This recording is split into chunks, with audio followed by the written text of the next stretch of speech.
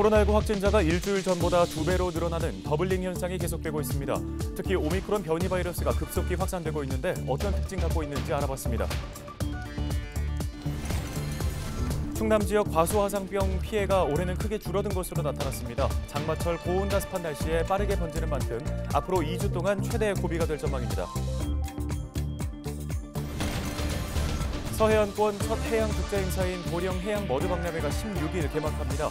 박람회 기간 보령 머드 축제가 함께 열려 피서와 재미, 관람을 동시에 즐길 수 있을 것으로 보입니다.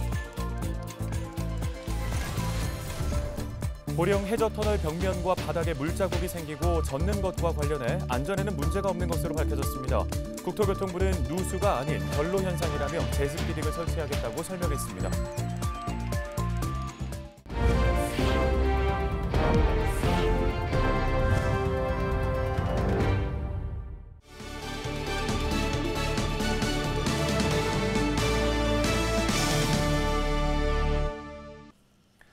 여러분 안녕하십니까? 헬로티비 뉴스 시작합니다.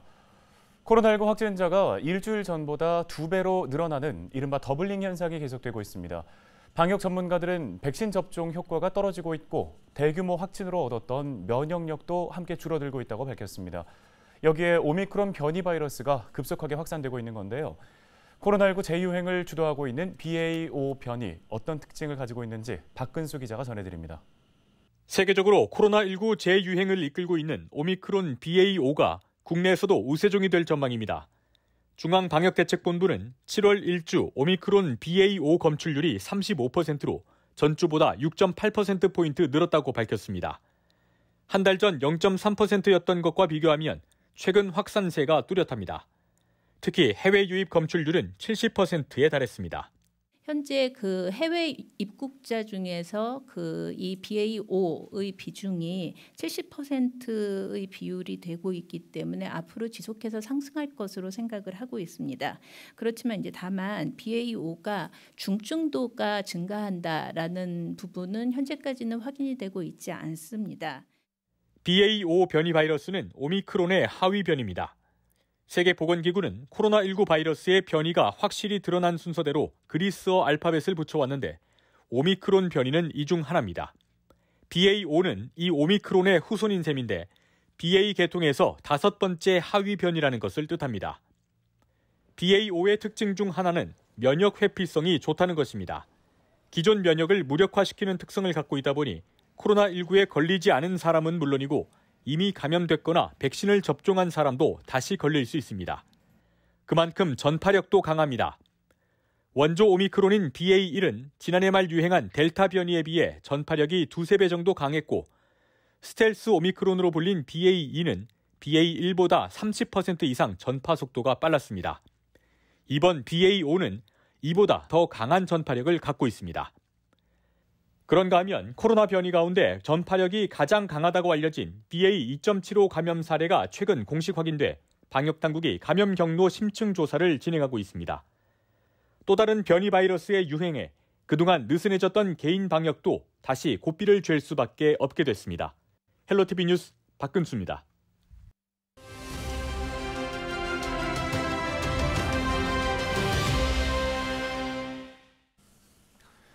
네, 코로나19 재확산 위기와 관련해서 계속해서 전문가와 이야기 나눠보도록 하겠습니다. 인제대 백병원 가정의학부와 김경호 교수와 연결되어 있습니다.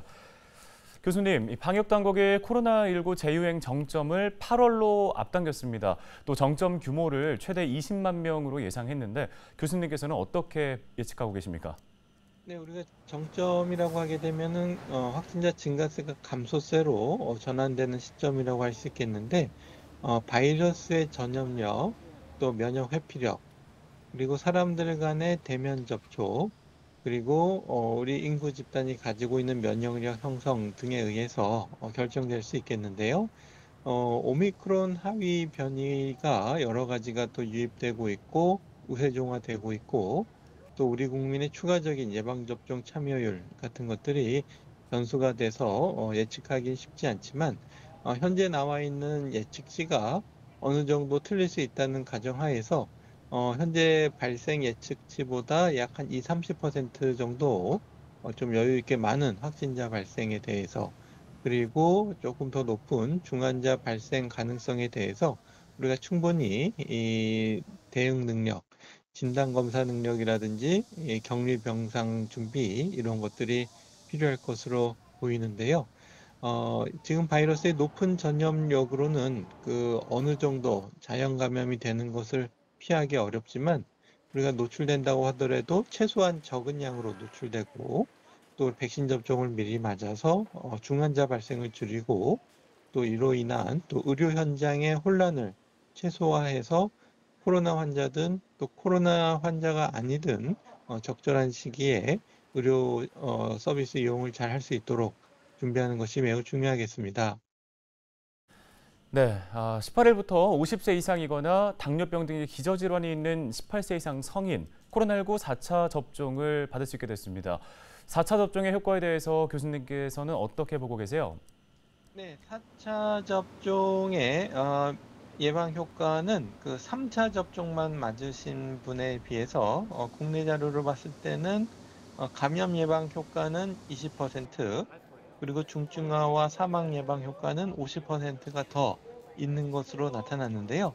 지금 현재 미접종하신 분들 대비 이 3차 접종의 중증화 예방과 사망 예방 효과는 약 83.3%로 보고되고 있기 때문에 지금 예전에 90%대보다 지금 조금씩 감소하고 있지만은 이제 4차 접종을 맞게 되시면 추가적인 중증화와 사망 예방 효과를 얻으실 수가 있겠고요.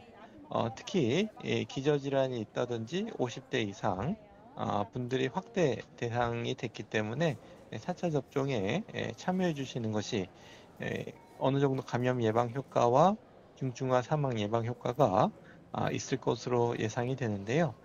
물론 이제 접종을 해도 걸리고 또 안 해도 안 걸린다라고 생각하실 수가 있겠지만 우리가 확률적으로 통계적으로는 접종을 하시는 것이 감염 예방 효과와 또 중증화와 사망을 예방해 주는 것으로 증명되고 있기 때문에 적극적으로 참여해 주시는 것이 좋겠고요.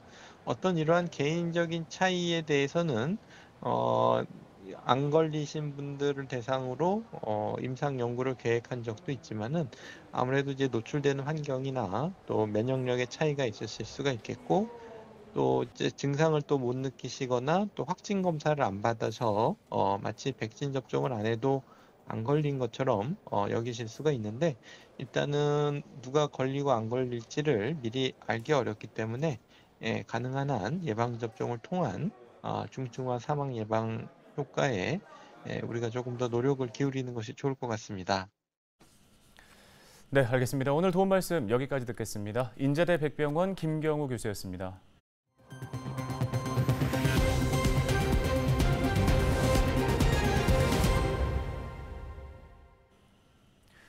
사람뿐만 아니라 농작물도 감염병으로 비상입니다. 나무의 열매와 잎이 화상을 입은 것처럼 검게 타들어가는 과수화상병 때문인데요. 장마철 고온다습한 날씨에 빠르게 번지는 만큼 철저한 대비가 필요합니다. 정호석 기자가 취재했습니다.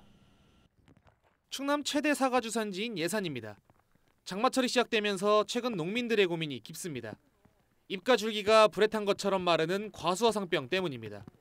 과수화상균은 덥고 습한 날씨에서 빠르게 번지는데 최근 자주 비가 내리면서 농작물 관리에 비상이 걸렸습니다. 나무도 약해지고 또 세균에 약해지기 때문에 방제에도 힘든 상황이 있습니다. 약도 쉽게 나가고 배수 관리에도 문제가 생기기 때문에 상당히 어려움이 많습니다. 길게 오는 장마가 힘듭니다. 실제로 과수화상병에 전염될 경우 해당 농가는 모든 사과를 매몰 처리해야 합니다. 특히 3년간 같은 지역에서 사과나 배 같은 과일나무 등을 심을 수 없어 농가의 피해가 큽니다. 지난해 충남에서 발생한 과수화상병은 80여 건. 올해는 극심한 가뭄으로 인해 지난해 대비 3분의 1 수준인 28건으로 줄었지만 아직 긴장을 늦출 순 없습니다. 더운 날씨에 점액 형태로 나오는 화상병균이 장마철 빗물을 타고 삽시간에 번질 수 있기 때문입니다. 이렇게 물이 고여있을 경우 과수화상병이 발생할 확률은 더욱 높아지게 됩니다. 과수농가는 하원 내 물이 고이지 않도록 배수로를 수시로 점검하는 등 철저한 예방 작업이 필요합니다. 충남농업기술원은 앞으로 이주를 과수화상병 확산을 막기 위한 최대 고비로 보고 있습니다.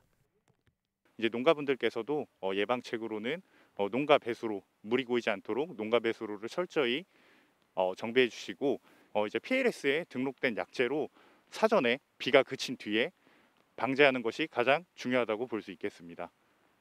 이렇다 할 치료제가 없는 과수화상병. 한번 감염될 경우 돌이킬 수 없는 피해를 남기는 만큼 무엇보다 철저한 방역 활동이 필요해 보입니다.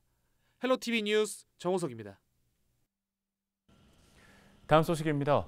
서해안권 첫 해양국제행사인 보령해양머드박람회가 16일 개막합니다.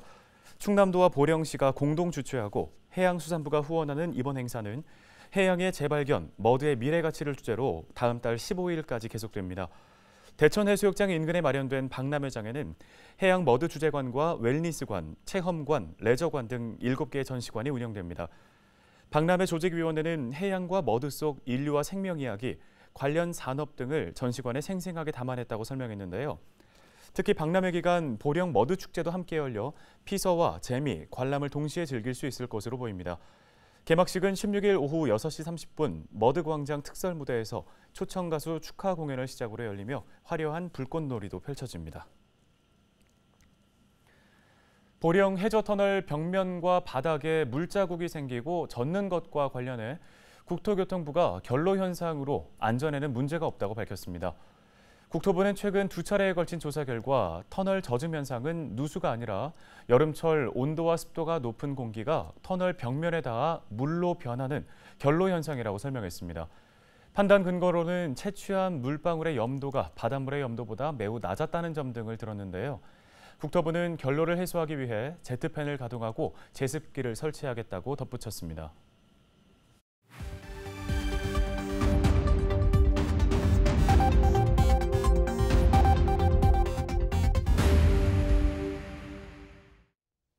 시청자 여러분 안녕하세요. 주민 여러분의 교통 안전을 책임지고 있는 충청남도 경찰청 장은효 경장입니다. 사고 현장이 담긴 블랙박스 영상을 통해 교통 안전 수칙을 점검해 보고 있는데요. 오늘의 첫 번째 영상부터 만나보겠습니다. 지난 1월 논산의 한 도로. 블랙박스 차량이 중앙선을 무시한 채 도로 가운데를 달리는데요. 결국 마주오는 트럭과 정면 충돌하는 큰 사고가 발생합니다. 차량 통행이 아무리 적은 도로라 하더라도 차선을 지켜 주행해야 합니다. 또한 커브길을 돌 때는 마주오는 차가 중앙선을 넘어올 수 있으니 속도를 줄이면서 전방을 잘 살펴야 하는데요. 무엇보다 기본은 중앙선을 넘지 않는 것입니다. 계속해서 다음 영상 보시죠. 지난 2월 논산의 한 교차로. 블랙박스 차량이 신호를 위반하고 교차로를 통과하는 순간 좌회전하는 차량과 충돌하는 사고가 발생합니다. 신호 위반 차량은 빠른 속도로 달린 만큼 충격이 커 보이는데요. 맞은편에서 신호 대기 중인 차량까지 충격 후에야 멈춰섭니다. 교차로 신호 위반 차량에 의한 교통사고가 끊이질 않고 있는데요. 신호를 어기면서까지 달려봐야 더 빨리 가는 것도 아닙니다. 마음의 여유를 갖고 안전운전하시길 다시 한번 당부드립니다. 다음 영상 이어서 보겠습니다. 지난 3월 내포의 한 교차로에서 일어난 사고입니다. 암행 순찰차가 적색 신호에 대기 중인데요. 좌측에서 이 신호를 무시하고 교차로를 통과하는 차량이 포착됩니다. 교차로 통행 상황을 살핀 뒤 빠르게 추격에 나서는데요. 얼마 못 가 신호 위반으로 단속됩니다. 신호 위반을 하면서까지 달리는 경우 과속이 대부분입니다. 이때 대형 사고로 이어질 확률이 매우 높은데요. 교통신호는 운전자가 반드시 지켜야 할 최소한의 약속입니다. 지금까지 블랙박스로 본 교통안전 장은효 경장이었습니다.